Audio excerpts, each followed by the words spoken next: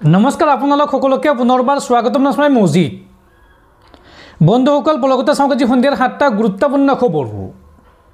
প্ৰথমটো খবৰ, মুছলমানক টাৰ্গেট কৰি এইবাৰ বিপদত পৰিছে অসমৰ বিজেপি চৰকাৰ।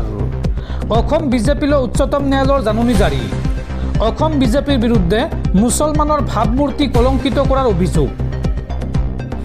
মুছলমানক টাৰ্গেট কৰি এইবাৰ বিপদত অসম বিজেপি। অসম বিজেপিৰ বিৰুদ্ধে মুছলমানৰ ভাৱমূৰ্তি কলংকিত কৰাৰ অভিযোগ।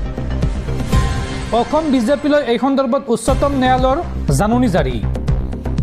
অসম বিজেপিৰ ছ'চিয়েল মিডিয়া হেণ্ডেল এক্স পেজত প্ৰচাৰ হৈছিল এটা বিশেষ ভিডিঅ'। আৰু এই ভিডিঅ'টোৱে সাম্প্ৰদায়িক বিভেদ সৃষ্টি কৰাৰ অভিযোগ উত্থাপন হৈছে। ভিডিঅ'টোত বিশেষ সম্প্ৰদায়ৰ লোকে অৰ্থাৎ মুছলমান লোকে অসম দখল কৰা বুলি দেখুওৱা হৈছে। আৰু অসমত বিজেপি পৰাস্ত হ'লে 90% বিশেষ অৰ্থাৎ মুছলমান সম্প্ৰদায়ৰ জনসংখ্যা বৃদ্ধি হ'ব বুলি দাবী কৰা হৈছে। আৰু এই ভিডিঅ'ক লৈ সুপ্ৰিম কোৰ্টৰ কাষ চাপিছিল সাংবাদিক কুৰবান আলী আৰু অধিবক্তা অঞ্জনা প্ৰকাশ।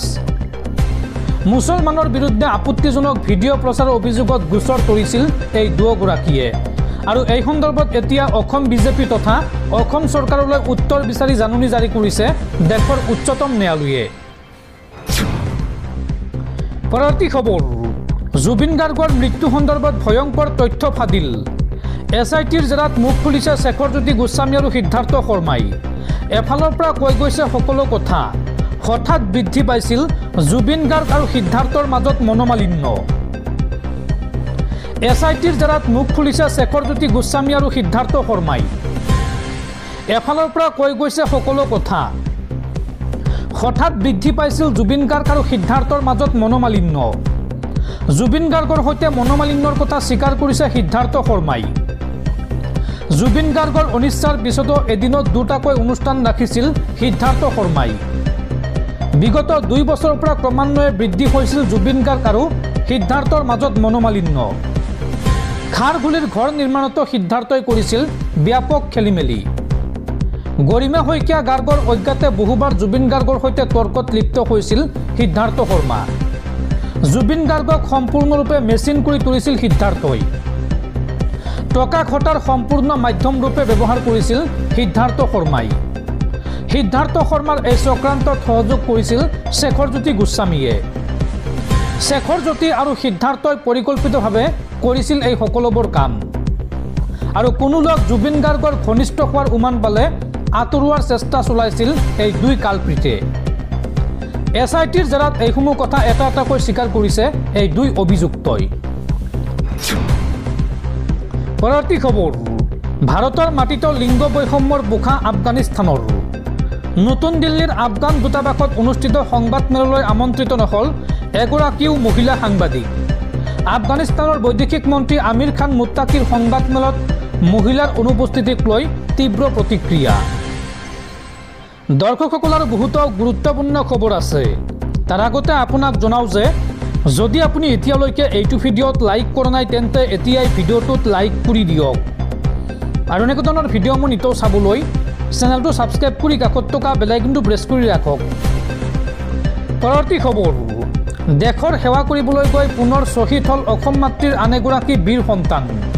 মাওবাদীৰ ID বিস্ফোৰণত শ্বহীদ হৈছে অসমৰ বীৰ পুত্ৰ। ঝাৰখণ্ডত শ্বহীদ হ'ল CRPFৰ 60 নং বেটেলিয়নৰ হেড কনিষ্টেবল অসম সন্তান মহেন্দ্ৰ লস্কৰ। ঝাৰখণ্ডৰ পশ্চিম সিংভূম জিলাৰ জৰাইকেলাৰ বাবুদেৰা চামটা অঞ্চলত মাওবাদী বিৰোধী অভিযানৰ সময়ত শ্বহীদ হৈছে এইগৰাকী অসম সন্তান মহেন্দ্ৰ লস্কৰ। পৰৱৰ্তী খবৰ, আহি পালে জুবিন গাৰ্গৰ ভিছেৰা ৰিপৰ্ট। কিন্তু ৰাজহুৱা নহয় জুবিন গাৰ্গৰ ভিছেৰা ৰিপৰ্ট।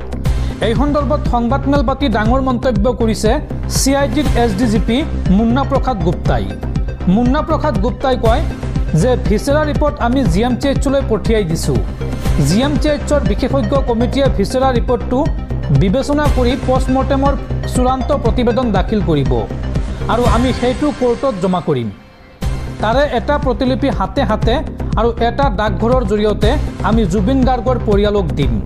সংবাদমেল পাতি এই মন্তব্য কৰিছে CIDৰ SDGP মুন্না প্ৰসাদ গুপ্তাই।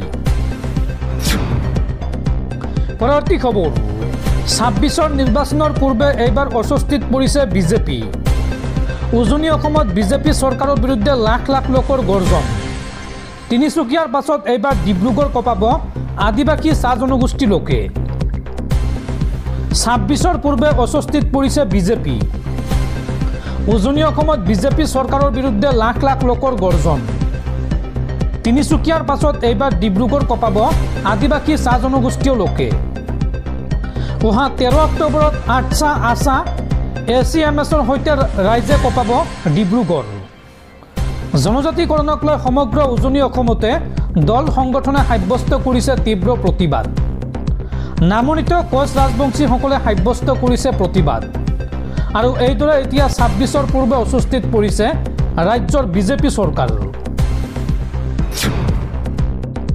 পৰৱৰ্তী খবৰ, ৰাজ্যত পুনৰ সংঘটিত হৈছে ভয়ংকৰ ঘটনা। নিজৰ ছাৰ্ভিচ ৰাইফলৰে মূৰত গুলীয়াই আত্মহত্যা আৰক্ষী জোৱানৰ। কাছাৰৰ কাটিগড়াৰ মহাদেৱপুৰত সংঘটিত হৈছে এই ভয়ংকৰ ঘটনা। মহাদেৱপুৰৰ সীমান্ত নিৰীক্ষণ চকীত এই ভয়ংকৰ ঘটনা। আৰু চৰম পন্থা লোৱা জোৱানজন বৰখলাৰ ৰূপুল বৰ্মন। পৰৱৰ্তী খবৰ, মুখ্যমন্ত্ৰীৰ সাহায্য পুঁজিৰ পৰা বিশিষ্ট বাঁহীবাদক দীপক শৰ্মালৈ 5 লাখ টকাৰ আৰ্থিক সাহায্য।